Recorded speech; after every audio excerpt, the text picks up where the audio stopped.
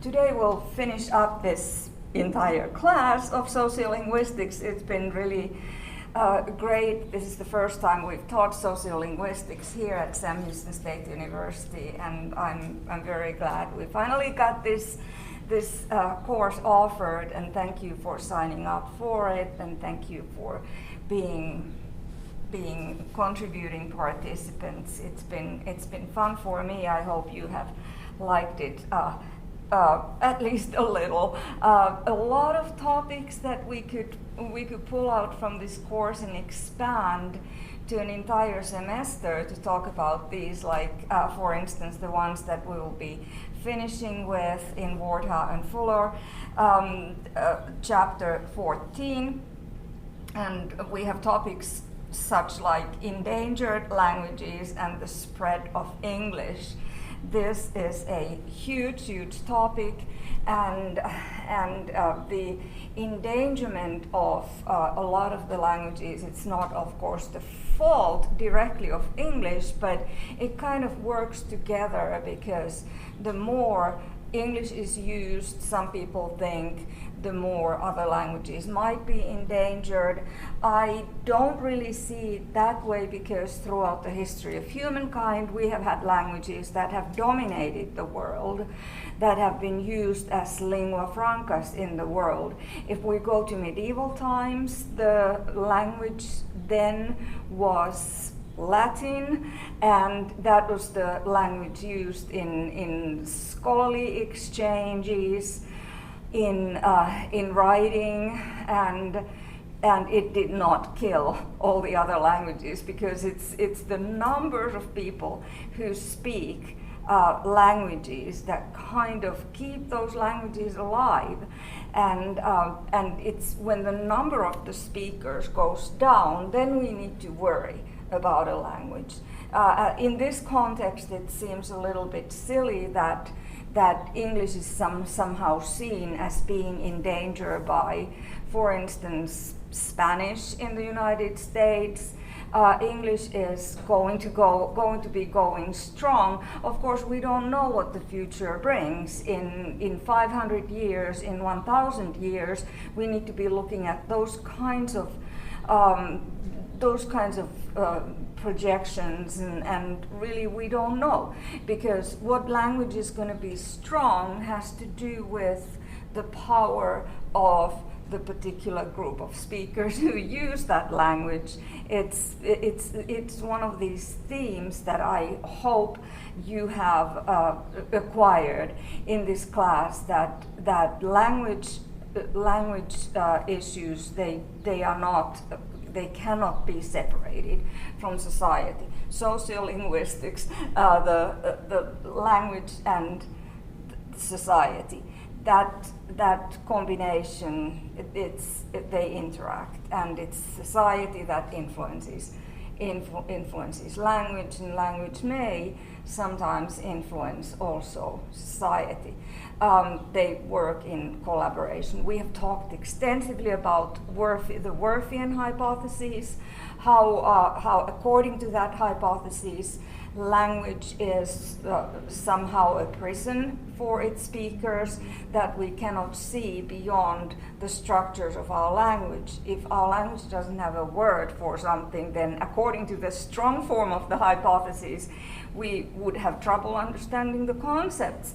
Obviously that is not true, because sometimes our thinking process goes without a language. Really we know what we are thinking, even though we don't necessarily dress our thoughts directly into words. Everybody who does academic writing or any kind of writing knows that we sometimes have an idea, and we have to work a lot and revise and edit in order to get that idea on the paper in the form that we initially had it in our head.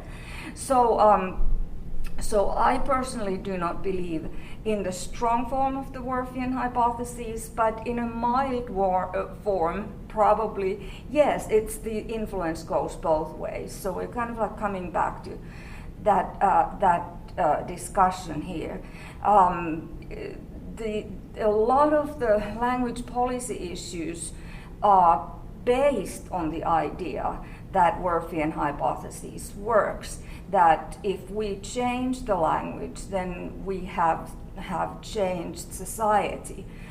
It is not probably quite that straightforward, but it shows an attempt on the part of the society to try to see the world in different ways. Interesting things. Endangered languages is one of the topics that we will be touching upon during this last lecture, and if we start from the numbers, if there are perhaps 6,000 languages in the world, of course it's difficult to say how many languages. Wardhaw and Fuller, they cite Gordon's 2005 publication, where according to this the number of languages would be 6,912. I would say it's really impossible to count it to that narrow a range, because what is a language for one group of people may be just another dialect of a language for another group of people. So there is this, we discussed extensively also the difficulty of defining what a language is as opposed to its dialect. So, and the different criteria that can define that particular issue. So, many of these languages, about 6,000 in the world, many of them are at the brink of language death. First, there is language shift, that speakers of the language, they kind of gradually start speaking another language. Very often it's the majority language, the power language of the society, and of their speech communities. And once enough people have shifted to mostly, in most situations, speak that other language, then we have only a handful of speakers left, and when the last speaker dies, that's when the language dies. That's how it's very concretely defined. We talked a little bit about the possible revitalization. There have been cases in the history of humankind that a language has been revitalized. It usually requires a lot of language policy measures to revitalize a language, to provide a language concrete support, and these are the efforts that, for instance, here in Texas at the Alabama Coshada Reservation, people have been trying to do, apply for grants in order to begin programs where, like for instance, kindergarten programs where you would be speaking Alabama and Coshada to, the kindergarten people.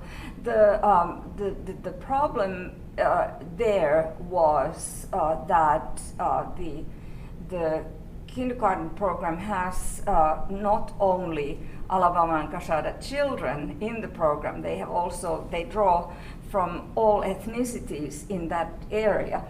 And so, you've got white children, you've got black children, you've got Indian children, and how do you then deal with the situation that you would be speaking with the children at least partially in Alabama and Coshada? Another other concrete problem is, where do you find fluent speakers of the language? This is the same thing as we looked at, if we look at this, in the global framework, we talked about Kenya,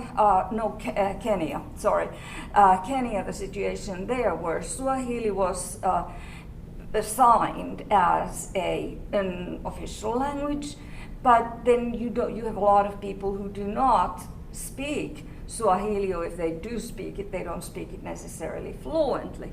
So then the input that people would be getting in these languages, and that's a different thing, because Swahili was not really an endangered language. It was just assigned as the official language, and its status was boosted up by assigning it as one of the official languages. But in the case of endangered languages, there have been successful attempts, like for instance in Wales, Welsh was on its way to extinction, and it's one of the Celtic languages spoken in Britain, and actually was spoken there before English was born. So, so it had very few speakers, considering how many there had been, and there were then these measures, government measures, that okay, we're going to start boosting this language, and we're going to have these rules that you have to have signs in Welsh, you have to have TV programs, you have to have just kind of like expanding the registers of the language. And when we talk about endangered languages, we need to kind of keep in mind one of the overarching themes in this class, which has been register variation, that there are certain situations of language use where a particular form is expected and deemed to be the correct form in that particular situation. It's not necessarily more correct than anything else, obviously linguistically, but expected in that particular situation. And then when we think about endangered languages, they become endangered because they are not used in enough registers. So there are not enough situations where the language is the expected language. So you go to the store and you cannot communicate with the endangered language, you communicate in English. So that leads to a situation where there is limited input in that language, and then of course the less input you get in a language, the more difficult it's to acquire and keep it going. If we think about children acquiring language, they don't usually require a lot of input in order to get that language going. But as they are moving and developing in that language and trying to expand it to different registers, then they would need to be getting more input in those registers. So that's a problem for indigenous languages. You turn on the TV and you hear English in this country. It's the problem for immigrant languages. For Spanish, the situation is much better because you have a lot of news channels, TV channels in Spanish. Internet, of course, has made it easier nowadays to get more input, but it requires that wish, that need. And then why would you keep up a language if you cannot ever use it except with a tiny group of speakers? And those are problems for language endangerment, or they promote language endangerment if you don't have enough situations where you can actually use the language. So it's a multifaceted issue, and I just remember interviewing people on the Alabama Cachada Reservation about their competence in Alabama or Cachada, and I interviewed some teenagers, and they said they wish they could know more of that language. And I overheard this wonderful exchange. I was interviewing them, and the Alabama Cachada kids, they were coming from high school, and they were carpooling with an Anglo girl, and the boys were teasing the girl by shifting into Alabama, so the girl wouldn't understand, and that was just very benevolent, very affectionate kind of teasing. Okay, now we're talking something that you won't understand. So clearly, for the boys, the Alabama language had some covert prestige because that was kind of like their secret code, and they wanted to know more about it. So this is something. It's attitudes also that we. English, yes, it has overt prestige, but minority languages, they can have this covert prestige that people then, young people then have the will to converse in that language. So, okay, let's talk about English worldwide. English has become the Latin of today. So it's used as a, compared to Latin, in the Middle Ages, English is used in business, in education, in entertainment, in trade. So it has taken over what was done with Latin in the medieval times. And what happened to Latin, however, is not the same as what will probably happen to English. Of course, we don't know the future, but Latin is no longer, it's a dead language today, except it is because everything was written in language in the medieval times, almost everything, not everything, obviously. There were other languages that were used as written languages. But if we talk about the European context, the written records were in Latin, and we have this huge pool of written documents in Latin still today that has survived.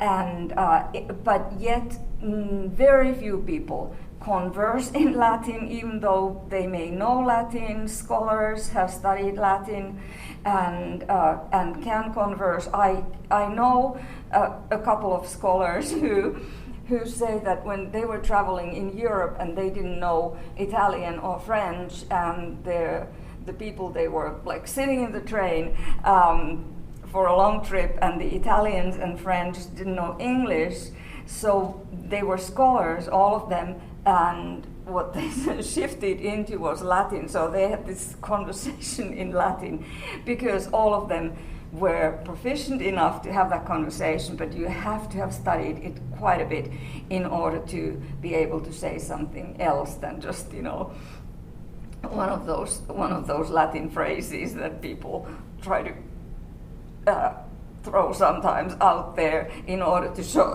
that they are sophisticated.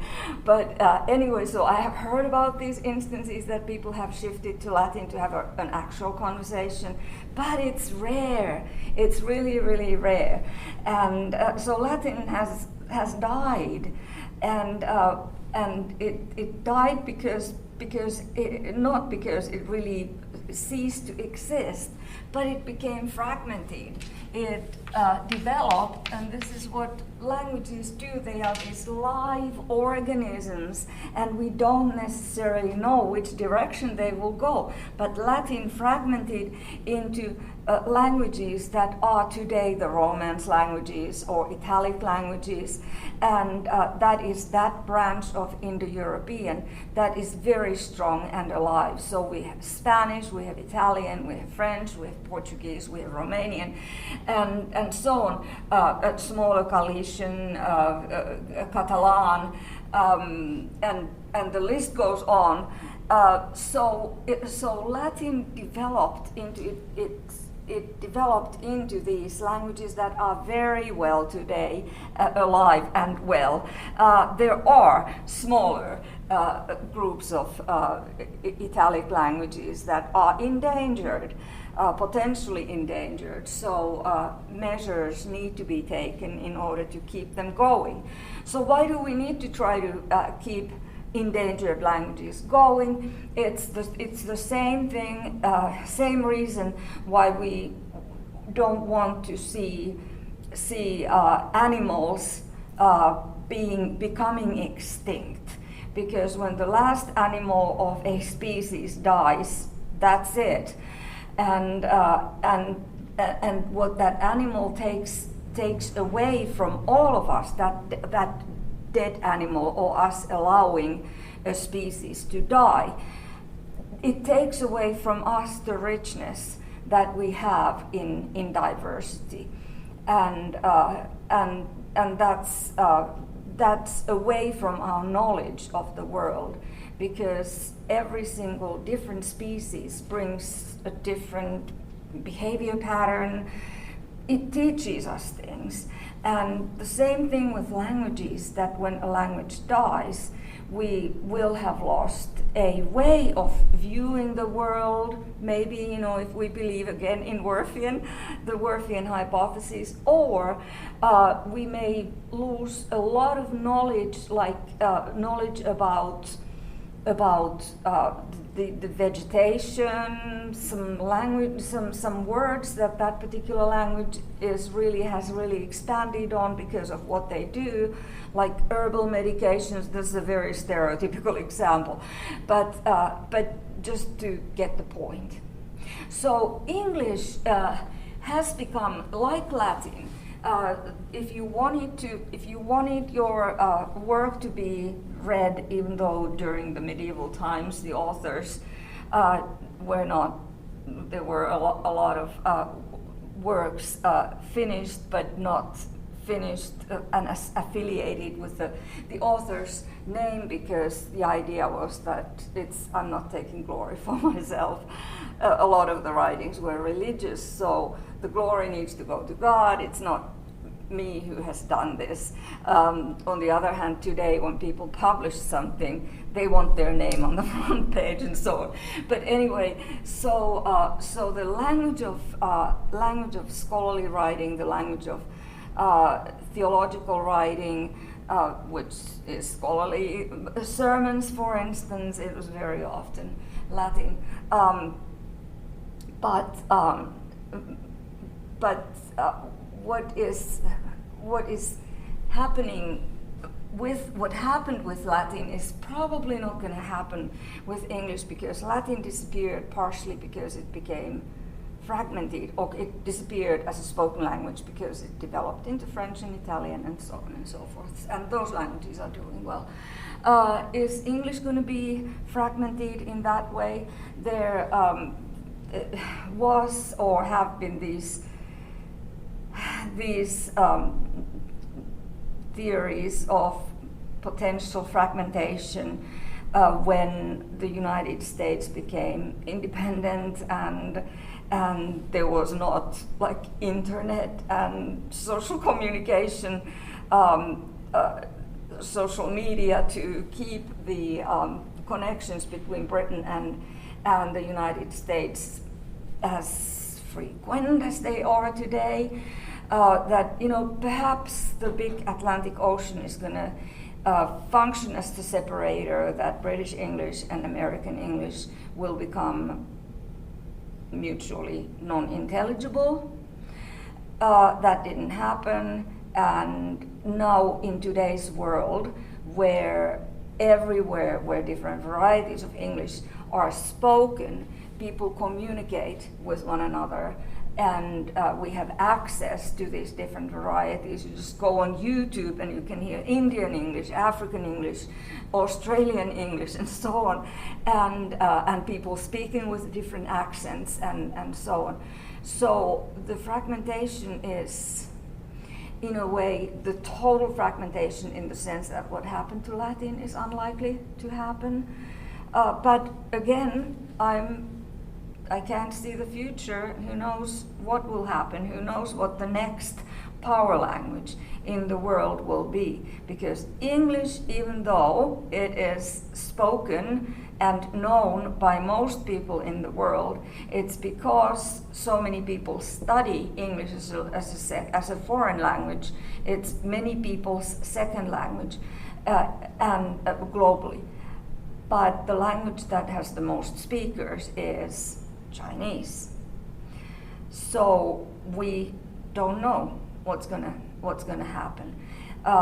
English, the number of English native speakers in relation to the other groups of languages comparing just native speakers and not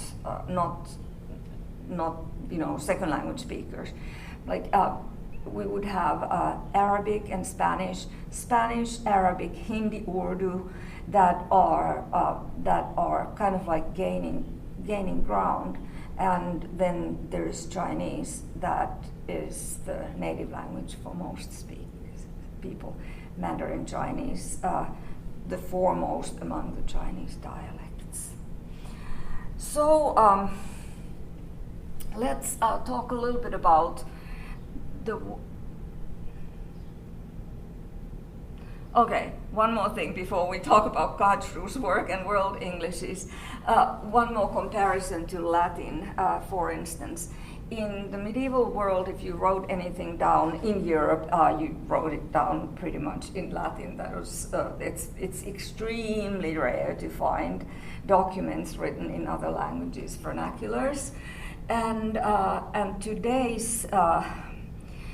today English is so prevalent, just like Latin, in the scholarly publication, that most of the scholarly works in the world are published in English. So I think over the 30 years that I've been working, occasionally publishing something, I think I've published 2 articles in Finnish, even though it's my first language. So everything else, I don't even think about it. It's like, if I want anyone to read this, if I think it's worth reading, and obviously I wouldn't publish it. So it's going to be in English, and that's what pretty much everybody thinks about.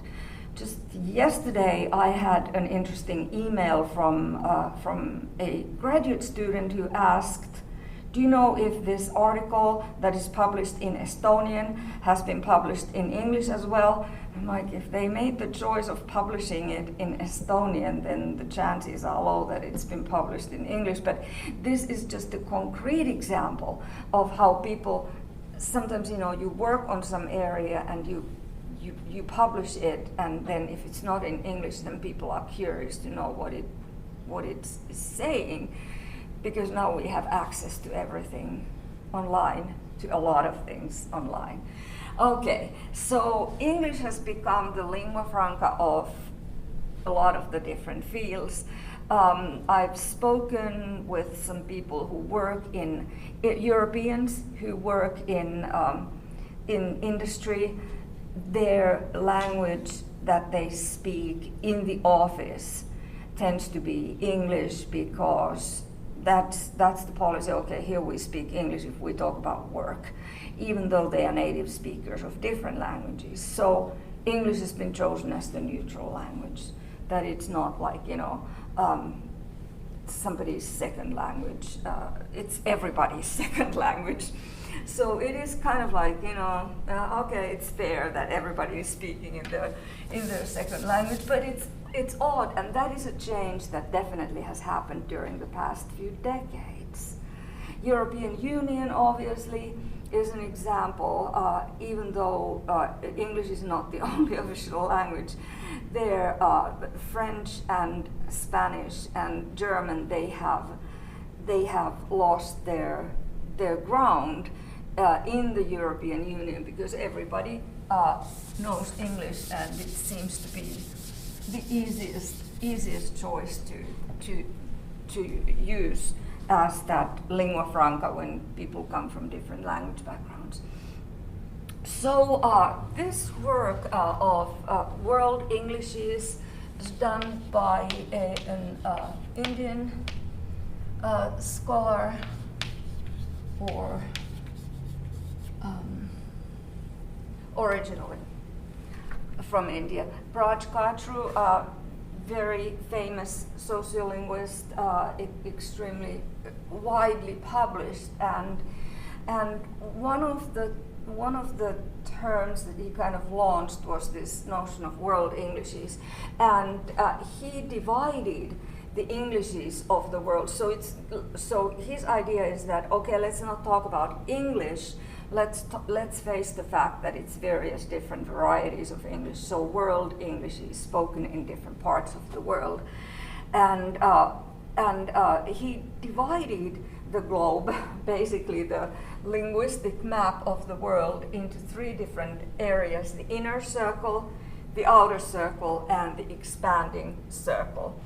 Now, this approach has been criticized to an extent later on, because people always find something to criticize, but in a way it kind of makes it very concrete that there are these different kinds of Englishes that are based basically on the histories of the countries where those languages are spoken. So the inner circle is where English is spoken as the native tongue. Native tongue, I don't want to say mother tongue because it's not necessarily always the mother tongue, but native, the first language.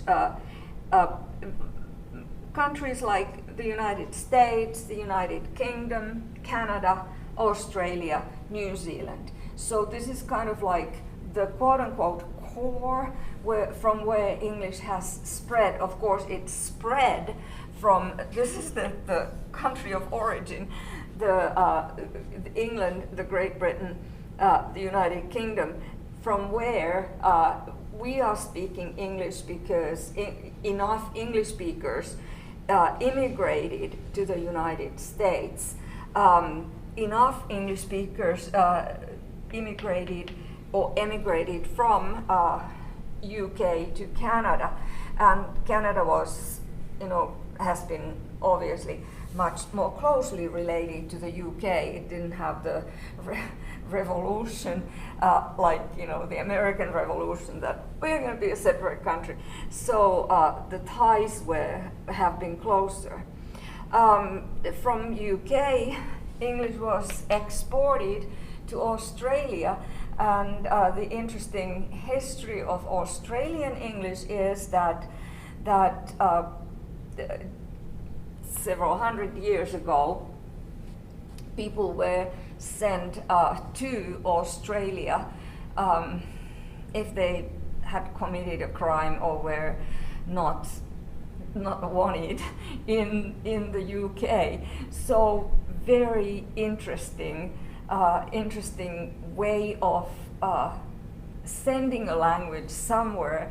Okay, we'll send, I don't want to say criminals, because some of them were, well, a lot of them were criminals, but also there were a lot of people who were today wrongly charged for whatever, in that particular cultural context. So what happened anyway was that you have this group of people, and Australian English is it has that kind of, it still shows that particular trait, that a lot of the people who went there, they were not like the upper class speakers. So you have a connection of Australian English to, like, for instance, Cockney, some features of the Cockney dialect, the London working class, Eastern London dialect. A very interesting beginning for a language variety. And then New Zealand, where people, a lot of people went voluntarily, so you get a little bit of a different kind of variety there. But UK was England, that was where English was sent everywhere in the world, and it's kind of we've talked more about this probably in the history of English class, that it's kind of amazing that a language that was born in England after 449, when Angles and Saxons and Jutes and Frisians came there, and from their dialects, all languages, the English was a merger. And from that small island, the English language has gone all over the world and is now the power language of the world, so to say. So, and then that has to do with, military, cultural power, and just the numbers of speakers, that there are enough speakers in these different places that English can take over. At a time in the United States, there were so many German speakers that German could have very well become the dominant language here. In Canada, there has always been this balance between French speakers, because there are quite a few of French speakers in Canada, and it's an official language. So it's just at some point it becomes numbers game, but it's also a power game. Okay, so that's the inner circle, basically these 4 different countries. Then the outer circle is when we go to India, when we go to Africa, when we go to Asia. There are these places where English has a very, very strong stronghold. So Ghana, India, Nigeria, Philippines, Singapore, and Sri Lanka, etc. So these are just examples of the places where English has been used for a long time, very often as a result of imperialism and English colonization. So English was the language of the colonizer, and therefore it still has a history in those countries. And then because later on education was most easily accessible in the English language medium, then it has kind of kept its stronghold, even though the British Empire lost its power in a lot of these places, like in Africa and India. So this is the outer circle, where English has a long history of being an important language of education specifically. Yes? So it's just so in the inner circle is the native tongue, in the inner circle is the native tongue, and then in the outer circle is the language of the colonizers? You can say that, yes. I think that's a good way of summarizing that, because it is possible that in some of these countries people speak English, from the birth, as nobody speaks a language from the birth, but is exposed to English at home already. So, but then there's usually another language like Hindi or one of the local languages that is also the mother tongue. So there are children who grow up bilingually from the very beginning, that English is one of the languages, but then in these places there's typically also another language or a few of the other languages. I had a linguist friend from India, and he said that in India it's just normal that everybody speaks about 6 languages. I'm like, wow, that is so cool.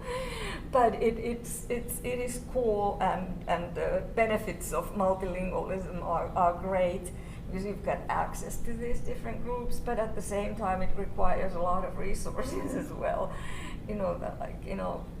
Spending time to master a language well enough in all different registers, not only as a home language where I bake in this language with my mother, and then I go to school and English is used there. So kind of like, it demands a lot of like conscious attention that, okay, we need to use this language in various registers. Okay, and then we have the expanding circle, and it's the biggest one. These are just examples, and the list goes on. So in China, Egypt, Indonesia, Japan, Korea, Taiwan, Thailand, English is becoming, because of global commerce, because of the power of English as the language of education. A lot of people from these countries want to send their children, affluent people want to send their children to English-speaking countries international education. So you know, if you get your child to Oxford or Cambridge or Harvard or Stanford, that kind of like guarantees a good future for your child in terms of finances and professions and so on. So again, you know, this list could cover all the European countries, which is the expanding circle included in that expanding circle as well. So basically, the countries that would not be part of the expanding circles can be small countries where English doesn't have any particular role, and those places are hard to find today. So this seems like a very sensible division, but you know, some people, as I mentioned, they have criticized this because the view is such that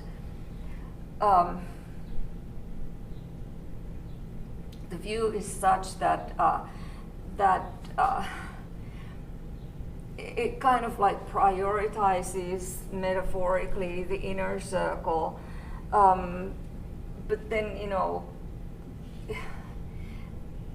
it is true that there is this core from which English has expanded to other places. I would say that, like in Canada, for instance, if Katru had drawn his lists, his circles, Canada, the USA would not have been part of the inner circle because the inner circle was only UK.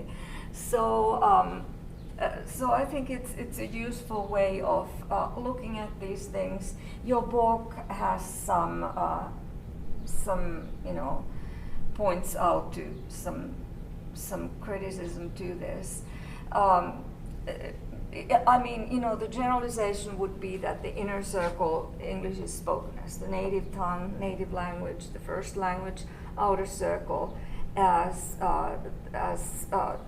the second language in a lot of the colonized countries, and it became the second language as the colonized countries, but there's also a lot of like childhood bilingualism. In the expanding circle, English would be learned and spoken as a foreign language. So just roughly.